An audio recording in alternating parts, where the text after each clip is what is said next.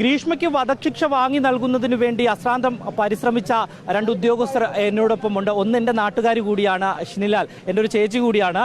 മറ്റൊരു പോലീസ് ഓഫീസറുമുണ്ട്, ആൽബിനാണ്. ഇവർ രണ്ടുപേരും ചേച്ചി അന്ന് സിവിൽ പോലീസ് ഓഫീസറായിരുന്നു. ഞാൻ സിവിൽ പോലീസ് ഓഫീസറായിരുന്നു. ഇങ്ങനൊരു വധശിക്ഷ വിധി വരുമ്പോൾ എന്താണ് അഭിമാനം തോന്നുന്നുണ്ടോ?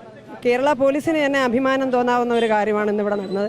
കാര്യം 2022 തൊട്ട് ഞങ്ങളിതിൻ്റെ പുറകിലായിരുന്നു, ഈ ടീം മൊത്തം ഇതിൻ്റെ പുറകിലായിരുന്നു.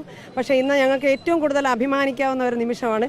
ഏറെ സന്തോഷമുണ്ട്, വളരെ സന്തോഷിക്കുന്നു. ഈ ഏതെങ്കിലും ഘട്ടത്തിൽ ഒരു ബുദ്ധിമുട്ടുണ്ടായോ കേസിൻ്റെ അന്വേഷണ വഴിയിൽ എല്ലാ ഘട്ടത്തിലും ബുദ്ധിമുട്ടുണ്ടായിരുന്നു.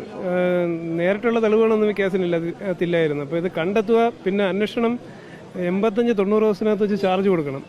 അത് വളരെ ബുദ്ധിമുട്ടുള്ളൊരു കാര്യമായിരുന്നു. എന്ന് വെച്ച് കഴിഞ്ഞാൽ ഇവരെ ഡിജിറ്റൽ എവിഡൻസ് കളക്ട് ചെയ്യുക, ഇവരുടെ 3 പേരുടെ മൊബൈൽ ഫോൺ, പിന്നെ 2 ലാപ്ടോപ്പ്, പിന്നെ മരണപ്പെട്ട ഷാരോണ്ടതിൻ്റെ മൊബൈൽ ഫോൺ, നിന്നൊക്കെയുള്ള ഡിജിറ്റൽ എവിഡൻസ് കളക്ട് ചെയ്ത് അതിൽ നിന്ന് തെളിവുകൾ ഏകദേശം ഒരു 3 ലക്ഷത്തിന് പുറത്ത് ഫയലുണ്ട്. ഈ ഫയലെല്ലാം പഠിച്ച് ഈ തെളിവുകൾ കണ്ടെത്തുക എന്നുള്ളത് വളരെ ശ്രമകരമായ കാര്യമായിരുന്നു. അന്ന് സിവിൽ പോലീസ് ഓഫീസറായിരുന്നു, ഇപ്പോൾ ASI റാങ്കിലേക്ക് എത്തി. അവിടെ നിന്ന് ഇവിടം വരെ എത്തുമ്പോൾ ഈ കേസ് നിർണായകമായിരുന്നു. ഏറ്റവും പ്രധാനമായി അന്വേഷിച്ച കേസുകൾ ഒന്ന് തന്നെയാണോ ഇത്? തീർച്ചയായും ഞങ്ങളെ ഏറ്റവും കൂടുതൽ ഒരു കൺഫ്യൂഷനിലാക്കിയ ഒരു കേസായിരുന്നു.